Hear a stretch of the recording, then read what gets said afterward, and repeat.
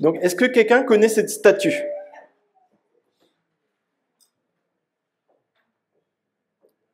Ça dit quelque chose à quelqu'un?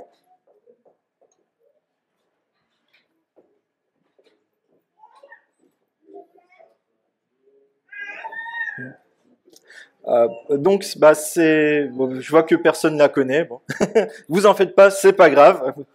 En fait, c'est un forgeron qui est en train de transformer une épée en soc de charrue. Et cette statue, elle se trouve devant le siège des Nations Unies à l'ONU, à New York.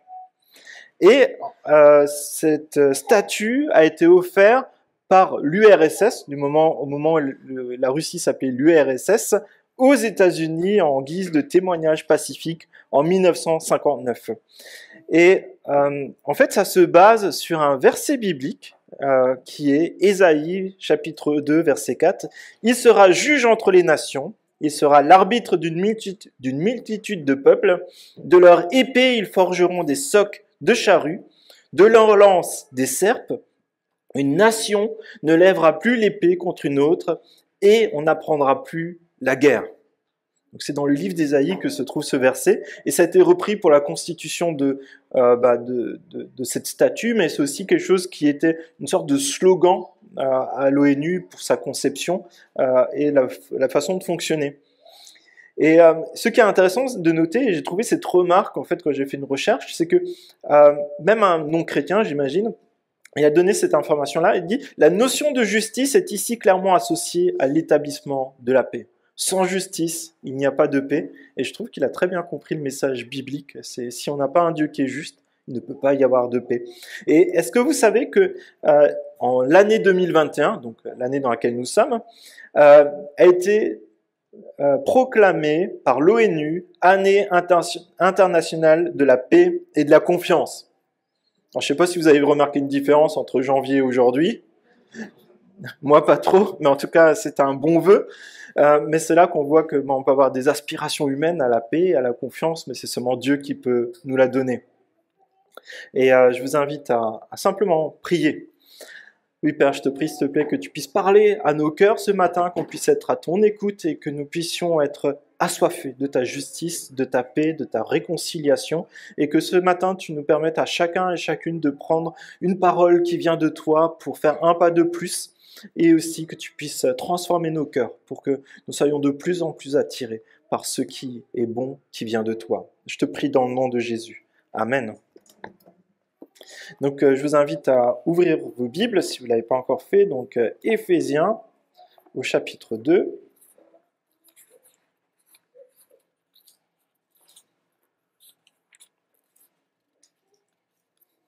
Et on va lire à partir du verset 11.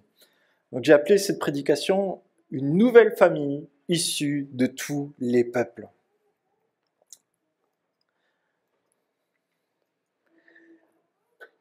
Verset 11.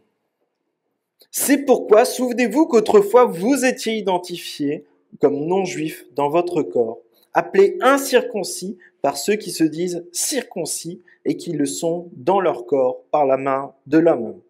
Souvenez-vous qu'à ce moment-là, vous étiez sans Messie, exclus du droit de cité en Israël, étrangers aux alliances de la promesse, sans espérance et sans Dieu dans le monde. Mais maintenant, en Jésus-Christ, vous qui autrefois étiez loin, vous êtes devenus proches par le sang de Christ. En effet, il est notre paix, lui qui des deux groupes n'en a fait qu'un, et qui a renversé le mur qui les séparait, la haine. Par sa mort, il a rendu sans effet la loi avec ses commandements et leurs règles, afin de créer en lui-même un seul homme nouveau à partir des deux, établissant ainsi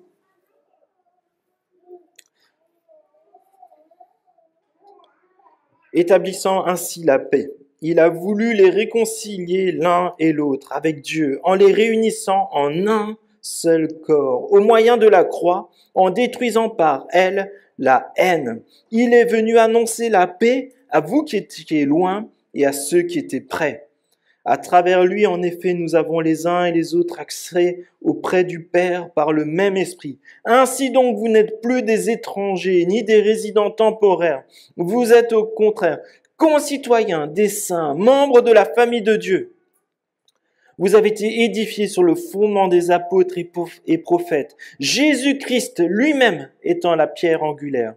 C'est en lui que tout édifice bien coordonné s'élève pour être un temple saint dans le Seigneur. Et c'est en lui que vous aussi vous êtes édifiés avec eux pour former une habitation de Dieu en esprit. C'est tout un programme, hein. La semaine dernière, on a vu qu'on était tous concernés par le péché, et là, Paul, il parle en fait de la situation des peuples qui ne sont pas juifs. Et c'est là qu'on apprend que Jésus réunit tous les peuples. C'est pourquoi, souvenez-vous qu'autrefois vous étiez identifiés comme non-juifs dans votre corps, appelés incirconcis par ceux qui se disent circoncis et qui sont dans leur corps par la main de l'homme. En fait, les peuples étaient séparés les uns des autres. Cette séparation était littéralement physique par la circoncision du peuple juif, ce que les autres peuples ne faisaient pas. Et Dieu a donné le fait de la circoncision aux Juifs comme une alliance perpétuelle à refaire de génération en génération par tous les descendants d'Abraham. Et cela date du livre de la Genèse au chapitre 17, où Dieu dit « Vous vous circoncirez, et ce sera un signe de l'alliance entre moi et vous. » Dieu a choisi Israël comme un peuple qui vivrait de manière différente de tous les autres peuples, parce qu'il les a choisis. Mais en fait, le but de Dieu, c'était que toutes les nations regardent à Israël pour savoir que Dieu est là et que Dieu les conduit de manière différente. Qu'auprès de Dieu, il y a la paix, il y a la confiance, il y a la sécurité, il y a aussi une façon différente de vivre sa vie. Et c'est pour ça que Dieu a choisi ce peuple, pas parce qu'il le méritait, mais Dieu lui-même le dit plusieurs fois dans l'Ancien Testament, « Je vous ai choisi parce que je vous ai aimé ». Donc c'est pas du tout quelque chose qui est lié au mérite. Mais au fil du temps, Israël a perdu cette conscience de cette vocation particulière auquel Dieu les appelait, pour plutôt y voir une sorte de favoritisme. Vous savez, un peu comme dans la classe d'école, quand la maîtresse a son chouchou, il commence à voir ça comme ça. En fait, non, Dieu ne fait pas de favoritisme. Dieu a choisi une seule nation pour démontrer sa gloire à tous les peuples et son amour à tous les peuples. Mais par contre, au fur et à mesure du temps, ça s'est étiolé et cette conscience s'est perdue. Et je vous cite un théologien qui s'appelle Barclay, qui explique un peu l'ambiance qu'il y avait de ce temps lorsque Paul écrit ces quelques phrases. Les Juifs éprouvaient un profond dédain pour les païens. D'après eux, les païens avaient été créés par Dieu pour alimenter le feu de l'enfer. Toujours selon eux, de toutes les nations qu'il avait faites, Dieu n'aimait qu'Israël. Il n'avait même pas permis à un juif de venir en aide à une femme païenne au moment de son accouchement, car c'eût été favoriser la venue au monde d'un païen supplémentaire. Jusqu'à la venue de Christ, les païens ont été l'objet du mépris des Juifs. Une barrière infranchissable s'était dressée entre les deux communautés. Comprenez bien que ça avait beaucoup c'était ça l'ambiance, en tout cas la façon de voir les Juifs, les païens, et ça allait jusqu'au fait de ne pas pouvoir rentrer dans la maison d'un païen, parce que sinon il y avait comme ce côté d'être contaminé.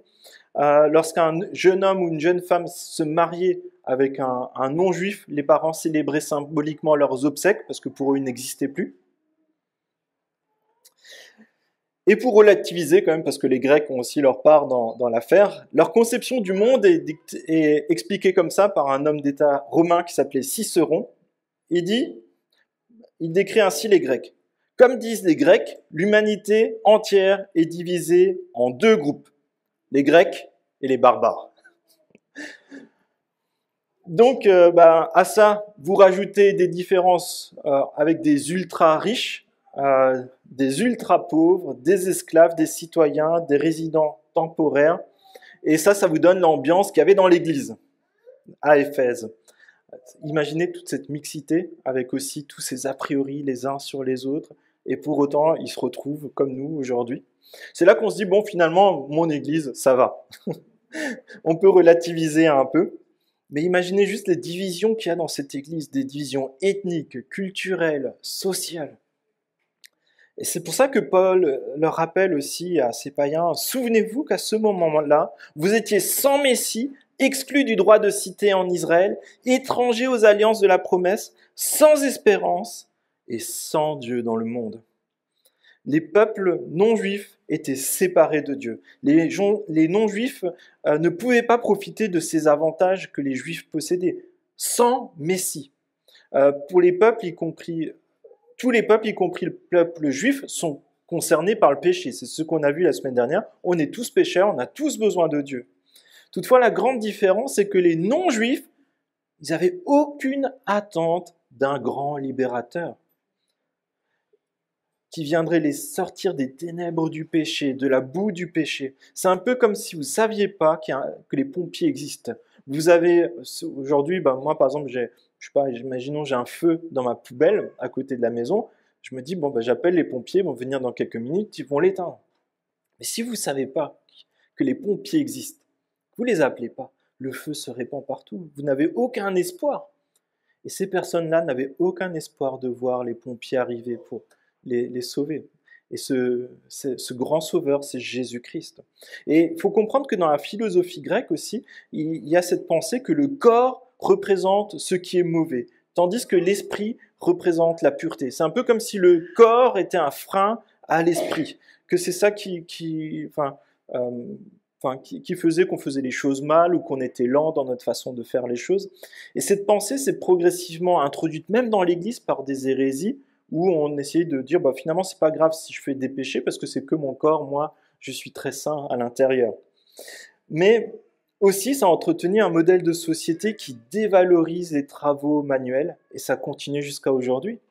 Jusqu'à il y a encore quelques années, et puis peut-être même encore aujourd'hui, c'était super mal vu de faire un apprentissage par exemple. Vous voyez comme quoi il y a des choses qu'on traîne pendant des siècles. Puis en plus de ça, les Grecs, ils avaient différentes divinités, inventées par les Grecs, mais en fait, finalement, c'était quasiment que des représentations humaines de leurs faiblesses, de leurs péchés, de leurs combats. Ce n'était pas vraiment un endroit où on pouvait être réconforté. Je vous donne juste un exemple, il y en a des bien plus gore. Par exemple, Atrée, après avoir massacré les enfants de son frère, lui laissèrent à manger. C'était ça la mythologie grecque. C'est pas très réconfortant. Ce sont des croyances qui sont dirigées par la peur et le désespoir. C'est ça, vivre sans Messie. Non citoyen du peuple d'Israël, Dieu a formé la nation d'Israël et c'est lui-même nommé roi de ce peuple. Ça donne une proximité parce qu'on peut s'adresser à ce roi. Il nous donne des directives, on sait comment vivre. Il nous donne un modèle social où même les animaux ont le droit de se reposer pendant le week-end. Quel autre peuple propose cela?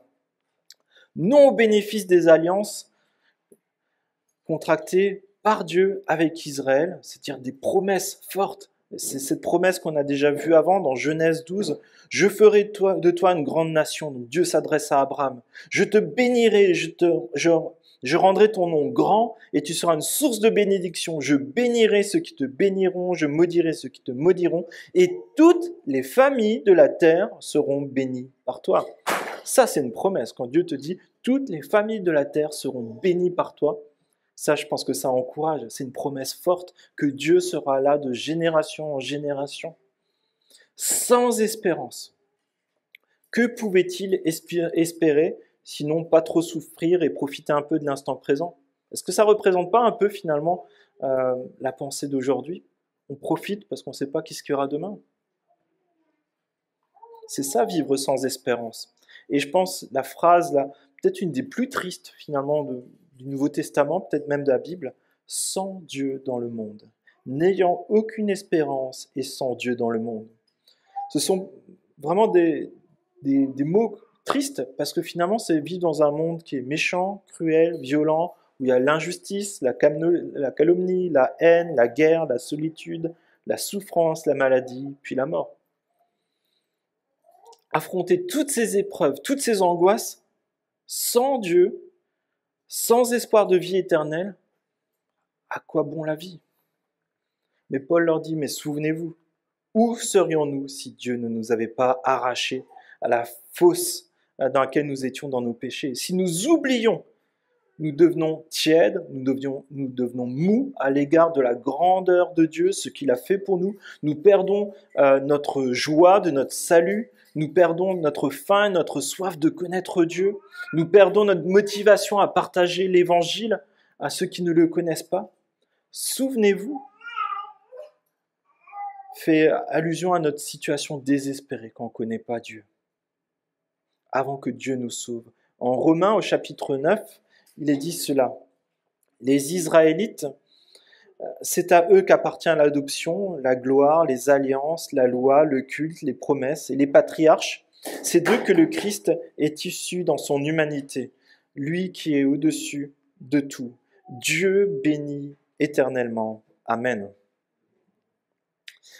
Vous l'aurez compris, la situation des non-juifs n'est pas la meilleure. C'est l'inverse du peuple juif. Loin des autres, loin de Dieu. C'est ça finalement la conclusion. Mais heureusement, mais maintenant, en Jésus-Christ, vous qui autrefois Mais maintenant en Jésus-Christ, vous qui autrefois étiez loin, vous êtes devenus proches par le sang de Christ. La seule chose qui peut rassembler des hommes qui se détestent, qui se dévalorisent les uns les autres, qui s'entretuent, c'est la mort de Jésus pour eux à la croix. Il n'y a aucun autre geste de réunion pour tous les autres peuples du monde. On peut mettre des statues, on peut trouver des slogans, mais c'est seulement le sacrifice de Jésus qui nous réunit, qui nous réconcilie. Souvenez-vous de votre situation désespérée avant que Dieu vous sauve, pour que vous puissiez vous réjouir de ce que Dieu a fait pour vous à la croix. Les Éphésiens d'origine juive et non juive sont appelés à comprendre une vérité fondamentale, et je pense que nous aussi. Être réconcilié avec Dieu nécessite d'être réconcilié avec ses enfants. Être réconcilié avec Dieu nécessite d'être réconcilié avec ses enfants, nos frères et sœurs. Et je pense qu'on peut déjà y réfléchir un peu. Est-ce qu'il y a des apparences, des étiquettes qui nous empêchent parfois d'accepter la réconciliation avec Dieu ? Comment les autres vont me regarder si je dis que je suis chrétien, que je crois en Dieu, que j'espère un sauveur ? Est-ce que la situation de l'autre, est-ce que c'est quelque chose qui va être un frein pour aller vers lui ? Imaginons quelqu'un de très pauvre, un SDF. Est-ce que ça va être un problème pour moi d'aller à sa rencontre ? Et c'est dans la Bible, c'est Paul qui le dit. En fait, ce qui compte, c'est pas la circoncision physique, c'est la circoncision du cœur. Est-ce que notre cœur est consacré à Dieu ? Est-ce que notre cœur est consacré à Dieu ? On peut jouer aux chrétiens, on peut se promener un peu partout avec une Bible sous le bras, citer des versets, mais si on ne les applique pas et si on ne le vit pas, on passe complètement à côté. Si on prend les gens de haut, on passe à côté. Et je pense que pour nous, c'est important aussi d'avoir ce temps. Parfois, on se dit, je veux me souvenir. Ce souvenir, ça doit nous amener à nous réjouir, à nous emmener dans la joie du changement glorieux que Dieu a réalisé en vous au moment de votre salut. Ça a tout changé. De se rappeler, de se souvenir que nous étions séparés de Dieu, mais maintenant que nous sommes unis à Jésus-Christ. Il n'y a plus ce fossé. Nous étions séparés de la famille de Dieu, mais maintenant, nous sommes proches du salut. Se rappeler que nous ne valons pas mieux que les autres, parce que ce n'est pas par nos mérites que Dieu nous a choisis, mais c'est par amour. Et Dieu nous appelle chacun à nous réconcilier avec lui, à nous décider pour Dieu ou contre Dieu. Et après, je pense que c'est aussi quelque chose qu'on va un peu développer là, mais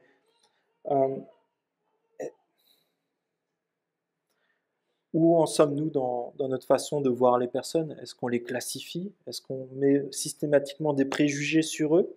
Peut-être parfois même sur des bases de leur origine, de leur apparence, ou peut-être d'une certaine façon de parler, une certaine façon de vivre. Et j'ai envie de dire ça, c'est que dans la culture biblique, on est appelé à former une famille, c'est pas toujours facile, on a des différences, on a peut-être parfois des habitudes qu'on a prises depuis longtemps, des lunettes culturelles qui nous empêchent de voir comme Dieu voit, mais je pense que la culture biblique, c'est d'accueillir chacun et de s'aimer et de trouver des passerelles. C'est ça la culture biblique. la culture qui vise à dévaloriser les autres, à les juger ou à les voir comme inférieurs, ou parfois même avoir de la haine contre eux, c'est la culture du diable. Et Jésus réunit tous les peuples, il réunit ses enfants, et faisons le choix d'être réunis avec les enfants de Dieu. Puis Jésus instaure la paix, les versets 14 à 18. Dans le temple de Jérusalem, au temps de Jésus, c'est le temple qu'on dit d'Hérode, parce qu'en fait, il a eu des rénovations suite au temple de Salomon. Et en fait, il y a 3 parvis, donc des cours qui sont au même niveau. Donc il y a la cour des prêtres, la cour des prêtres, la cour des hommes, la cour des femmes, tous israélites. Mais après, il faut descendre 20 marches pour arriver sur le pavé extérieur réservé aux païens. Et il y a un historien juif qui décrit comme ça cet espace-là. Le chemin par lequel on allait au second temple avait à droite et à gauche une balustrade de 1,50 m de haut, dont l'ouvrage était très agréable, et l'on y voyait d'espace en espace des colonnes sur lesquelles étaient gravés en caractères grecs, romains, des préceptes de continence et de pureté, pour faire connaître aux étrangers qu'ils ne devraient point prétendre dans un lieu si saint. Donc les archéologues ont retrouvé une de ces pierres là, que j'affiche, et il y a cette inscription qui est marquée: « Aucun étranger ne peut franchir la barrière qui entoure le temple. Celui que l'on surprendra sera responsable de la mort qu'il subira. » C'est clair, c'est net.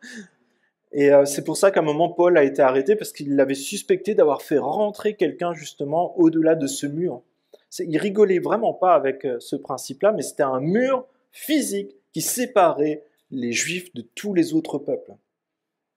Verset 14. « En effet, il est notre paix, lui qui des 2 groupes n'en a fait qu'un, et qui a renversé le mur qui les séparait, la haine, afin de créer en lui-même un seul homme nouveau à partir des 2, établissant ainsi la paix. » Lorsque Paul fait référence à ce mur qui est renversé, il fait référence de manière assez littérale finalement à ce qui va se passer à Jérusalem.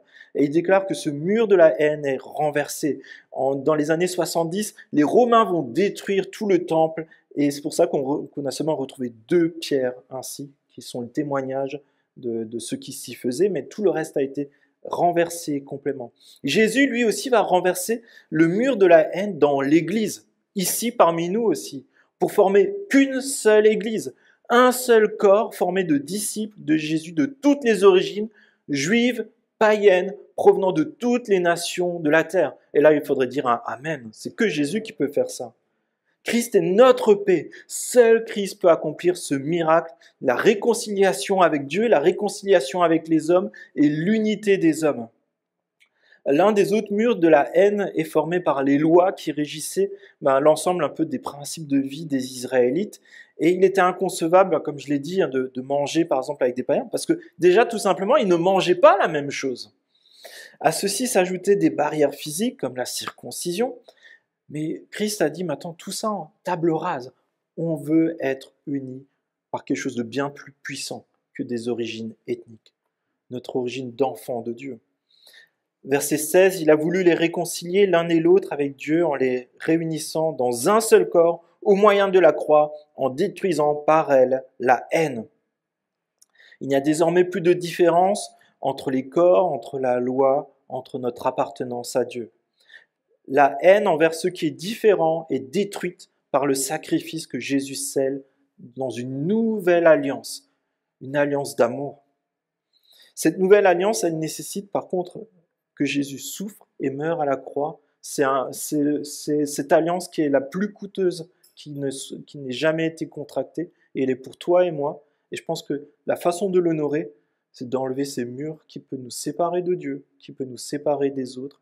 Et c'est pour ça que je pense que c'est intéressant d'y réfléchir de temps en temps. Quels sont ces murs qui me séparent de mes frères et sœurs ? Cette semaine, j'ai invité un politicien à participer à une des réunions du CNEF, donc du Conseil national des évangéliques de France, dans le département, et il m'a répondu de manière assez simple: « Je vous remercie, mais je hais toutes les religions qui n'étaient, ne sont et ne seront toujours que des causes de conflit. » Donc j'ai reçu ça, je me suis dit, merci Seigneur. Et je me suis dit, mais finalement, il n'a pas du tout une bonne idée de la situation. Déjà, historiquement, en fait, c'est prouvé que c'est pas les guerres de religion qui ont fait la majorité des conflits et des morts. C'est plutôt le nazisme, le communisme, qui ont fait le plus grand nombre de morts, en tout cas de tout le XXe siècle. Mais ça, pourquoi pas? Je n'ai même pas répondu ça. Mais ce que dit Jésus, lui, c'est ça. Mais moi, je vous dis, aimez vos ennemis, bénissez ceux qui vous maudissent, faites du bien à ceux qui vous haïssent et priez pour ceux qui vous maltraitent et qui vous persécutent, afin que vous soyez fils de votre Père et qui est dans les cieux. Car il fait lever son soleil sur les méchants et sur les bons, et il a fait pleuvoir sur les justes et les injustes. Si Dieu dit ça, qu'est-ce qui peut rester de la haine et de ce qui peut séparer les personnes? Alors bien sûr, on le vit pas très bien, partiellement ou mieux, mais c'est ça que Dieu nous demande, c'est ce qu'il veut que nous vivions. Il est venu annoncer la paix à vous qui étiez loin et à ceux qui étaient près. À travers lui, en effet, nous avons les uns et les autres accès auprès du Père par le même esprit. Les Juifs étaient proches parce qu'ils ont été depuis des générations dans cette alliance pour connaître Dieu, découvrir son salut, savoir qu'il y a un Messie qui allait venir, qui allait les racheter, les ramener à la maison du Père. Et les païens, eux, ils étaient loin parce qu'ils étaient étrangers à toutes ces révélations. Ils ne savaient même pas qu'il y avait des bonnes choses pour eux. Mais combien de personnes autour de nous ne savent pas qu'il y a des bonnes choses que Dieu a prévues pour eux? Pour autant, tous ont besoin de paix avec Dieu et entre eux. Les origines, maintenant, ça n'a plus aucune importance. C'est l'Esprit de Dieu qui vit en chacun de ses enfants. Et par le Saint-Esprit, nous sommes unis et Dieu nous procure la paix. Nous avons accès au Père, parce que Jésus, lorsqu'il est mort, le voile qui était dans le temple s'est déchiré et on avait accès au Père. Avant cela, c'était seulement le grand prêtre, une fois par an, qui pouvait rentrer dans cette pièce et qui demandait le grand pardon le jour du Yom Kippour pour tout le peuple. Désormais, nous avons accès à n'importe quel moment à Dieu. Nous pouvons lui parler et nous pouvons lui demander pardon. Maintenant, si tu le souhaites, tu peux lui demander pardon et dire « Je veux commencer une nouvelle vie avec toi. Je veux me repentir de toutes les fois où j'ai pris des personnes de haut, où j'ai eu des propos qui n'étaient pas adaptés pour des personnes qui n'étaient pas de la même ethnie que moi. » Maintenant, il n'y a plus d'intermédiaire, il y a seulement Jésus, parce que Jésus est le chemin, la vérité et la vie. Et Jésus construit la famille, versets 19 et 22. Le sacrifice de Jésus nous donne la réconciliation avec le Père, il nous donne le Saint-Esprit en nous, un nouveau cœur, et il nous donne d'être réconciliés et unis avec les autres disciples. C'est un changement fondamental, normalement, dans notre façon de vivre lorsqu'on rencontre Christ, parce que tout ça s'est remis à plat. Ainsi donc, vous n'êtes plus des étrangers ni des résidents temporaires, vous êtes au contraire concitoyens des saints, membres de la famille de Dieu. C'est-à-dire que vous êtes citoyens. À Éphésiens, il n'y avait pas beaucoup de citoyens, des citoyens romains, il y avait parfois des résidents temporaires, beaucoup d'esclaves. Maintenant, vous n'êtes plus étrangers, vous êtes des citoyens du royaume de Dieu avec tous les avantages qui en découlent. Et Dieu est le roi de ce royaume et nous sommes des concitoyens. Nous sommes une famille, Dieu est le père de la famille et nous sommes les enfants qui sommes co-héritiers de Christ. Est-ce que vous vous rendez compte de combien c'est glorieux? Nous avons accès à Dieu le Père et nous héritons de tout ce qu'il a créé. Et c'est là où je me dis, mais c'est seulement Dieu qui peut créer cette famille avec des personnes aussi différentes. J'ai lu il y a quelque temps le récit d'un pasteur qui disait qu'il avait invité le maire à participer à un culte un peu ordinaire. Et en fait, à un moment, il lui a demandé juste de dire un mot. Et en fait, ce qui l'a frappé, c'est de dire, mais comment vous faites pour rassembler autant de personnes différentes, de tous les âges, de tous les milieux, de différentes ethnies différentes, en un seul endroit, et ça tous les dimanches? Nous, on investit des dizaines de milliers d'euros par an pour essayer de faire un équivalent, et ça ne marche pas. Ce n'est pas les hommes, c'est seulement le Christ qui peut faire ça. Et je pense que parfois, il faut qu'on apprenne à apprécier ce que Dieu nous donne parmi nous, et c'est ce qu'on vit dans notre quotidien ici, dans notre Église, et je pense qu'on peut remercier Dieu pour cela. Et enfin, il y a ce nouveau temple. Vous savez qu'avant, il y avait un seul temple, un seul à Jérusalem. Donc même si vous habitiez à Éphèse, par exemple, vous deviez aller jusqu'au temple si vous vouliez apporter votre sacrifice, et ainsi de suite. Maintenant, il y a un nouveau temple. Vous êtes édifiés sur le fondement des apôtres et des prophètes, Jésus-Christ lui-même étant la pierre angulaire. C'est-à-dire qu'on est tous alignés sur Jésus. C'est en lui que tout l'édifice est bien coordonné et qui s'élève pour être un temple saint dans le Seigneur. C'est en lui que vous aussi, vous êtes édifiés avec eux pour former une habitation de Dieu en esprit. Vous vous rendez compte que lorsqu'on se réunit là, nous sommes l'habitation de Dieu. Les bâtiments ici, c'est des pierres, du placo, mais ce qui a vraiment de la valeur, c'est qu'on est tous ensemble. C'est là où Dieu y réside.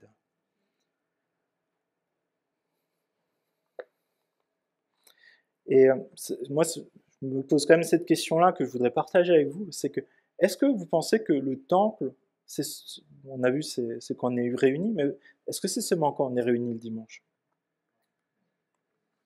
Ben, c'est toute la semaine. C'est à chaque fois que vous vous réunissez, peut-être à deux, c'est ce temple qui est mini-formé.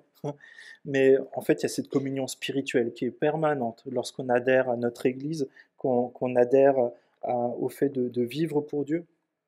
Et je voudrais juste peut-être parler peut-être de quelques fausses idées qui circulent et que parfois on a vu et qu'on a observé. Peut-être parfois on a du mal à trouver des repères aussi en tant que jeune chrétien ou peut-être chrétien depuis plus longtemps, mais on a besoin parfois de revenir un peu à l'essentiel. Donc vous vous sentez surtout pas visé, mais c'est plus pour dépoussiérer et enlever peut-être des idées préconçues, peut-être des questions tabous. Premièrement, aller à l'église ou assister au culte le dimanche, bah, c'est une bonne chose, surtout si vous n'avez rien d'autre à faire. Si vous n'étiez peut-être pas rentré trop tard de votre sortie de la veille. Parfois, aller à l'église, c'est un peu comme une sortie cinéma, concert, musée ou la fête du quartier. On espère un programme qui est agréable, mais pour nous faire nous sentir bien, avoir un peu de contact social. Mais finalement, surtout quand il fait beau, bon, pas aujourd'hui, mais ben, pourquoi s'enfermer dans un bâtiment pour chanter, ouvrir la Bible, semaine après semaine? Est-ce que c'est juste pour me donner bonne conscience? Et c'est là que j'ai envie de te dire, mais ne va pas à l'église. Ne va pas à l'église. Sois à l'église. Si c'est seulement le fait de franchir une porte que tu penses que tu es dans l'église, c'est pas ça. Être dans l'église, c'est faire partie de cette pierre qui est imbriquée avec les autres, qui est édifiée par Dieu. Deuxièmement, consommer l'église. Choisir l'église peut-être en fonction de ses besoins ou de ce qu'on ressent. Est-ce qu'il y a assez d'activités pour les enfants, pour les jeunes adultes, parce que peut-être on a besoin des besoins sociaux. Parfois, on a besoin aussi de chercher des amitiés qui sont parfois un peu fusionnelles, mais c'est pas ça l'église. Est-ce que c'est parce que je veux être avec un public jeune, un public vieux ou un public ethnique, des personnes qui parlent peut-être la même langue que moi de maternelle? Bref, on cherche des services et du contact social. Et certains iront même parfois revendiquer, mais en fait, vous devriez me donner ceci et cela. Mais j'ai envie de te dire, ne consomme pas l'Église, contribue l'Église, contribue à l'Église, édifie l'Église. C'est pour ça qu'on a ces temps de prière où on veut s'édifier les uns les autres, s'encourager. Puis à l'exemple parfois inverse, que j'ai rajouté un peu à la fin, c'est que parfois on a l'impression qu'on va à l'église pour faire un service. C'est un peu le lieu pour faire une bonne action, parce que comme ça on se sent mieux. J'ai envie de te dire, mais ne fais pas ça. C'est super de faire un service, et dans notre église, on souhaite intégrer chacun, même si c'est peut-être pas encore engagé avec Dieu, un service, parce que ça permet d'être au contact des uns et des autres, et puis de voir comment les uns et les autres vivent, et font confiance à Jésus.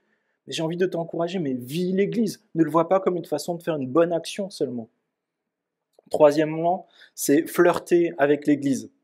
Ça consiste à chercher principalement son propre intérêt dans cette relation et de rester centré sur soi, parce qu'on veut rester indépendant, on ne veut pas s'engager. Ça réduirait peut-être aussi parfois notre faculté à papillonner vers quelque chose qui nous offrirait d'autres services, d'autres avantages.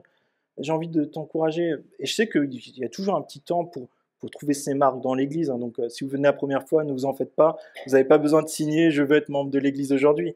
Mais si ça fait des années et que finalement il n'y a pas un engagement réciproque où tu te retrouves et où l'Église se retrouve avec toi, c'est que peut-être il y a besoin de poser quelque chose. Ne flirte pas avec l'Église, engage-toi avec ton Église.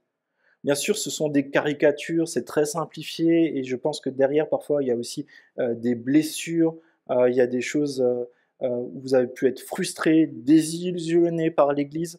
Euh, Pas ici, bien sûr, ici c'est parfait. Non, je ne veux pas simplifier comme ça, mais par contre, je voulais quand même donner un peu des schémas de pensée et que chacun puisse se dire où est-ce que j'en suis par rapport à ça. Est-ce que peut-être j'ai besoin de remettre un peu des choses à plat? Est-ce que j'ai besoin peut-être de sonder mon cœur pour savoir où j'en suis avec Dieu, où j'en suis avec mes frères et sœurs? Et ne le voyez pas comme des raccourcis, hein.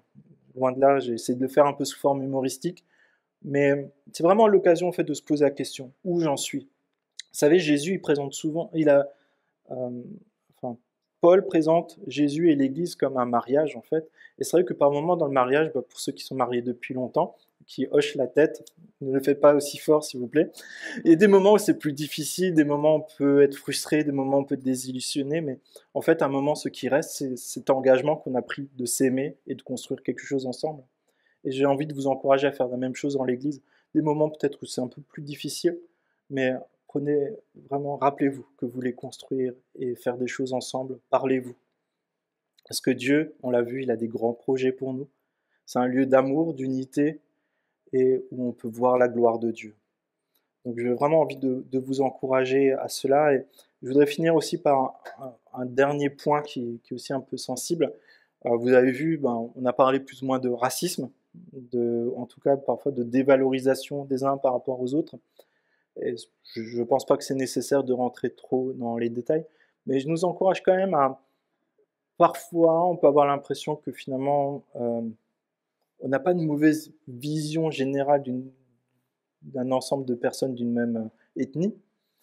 Mais par contre, parfois, il y a quand même des propos qui ne sont pas à leur place. Et je pense que c'est quand même intéressant de pouvoir se sonder personnellement et de savoir où est-ce qu'on ne prend pas parfois un peu des raccourcis. Est-ce que parfois on n'a pas aussi un œil qui est culturel ou peut-être une tradition familiale ou autre par rapport à un regard qui lui est biblique, qui est Dieu a ses enfants, ils sont tous égaux. Et aussi peut-être si peut-être il s'est passé des choses dans l'Église avec des propos qui n'étaient pas adéquats, je vous encourage aussi à aller vers les personnes à un moment propice et puis évoquer cela ensemble parce que je pense qu'il y a des choses qui ont besoin d'être vues dans la lumière avec des demandes de pardon et aussi une bonne prise de conscience de ce qui n'est pas acceptable. Donc je vous propose de prier. Oui, Père, je te remercie parce que tu as décidé de venir nous rejoindre dans ce monde qui est plein de souffrances, qui est plein de séparation en tout genre, parce que au milieu de nous se trouve la haine dans ce monde. Mais toi, tu es venu apporter la paix, l'amour qui est désintéressé. Et on te prie, s'il te plaît, de vivre comme tes enfants, qui sommes centrés sur toi et qui trouvent des ressources nouvelles à construire plutôt que de détruire. Je te prie, s'il te plaît, qu'au milieu de nous, dans notre Église, qu'il n'y ait pas de haine, mais de l'amour, qu'il n'y ait pas de séparation, mais de la réunion et de l'unité, et que nous soyons surtout dirigés par ton Esprit Saint, et non pas les pensées du monde, les pensées d'une certaine culture, mais que nous soyons centrés sur toi, toujours prêts à aller de l'avant.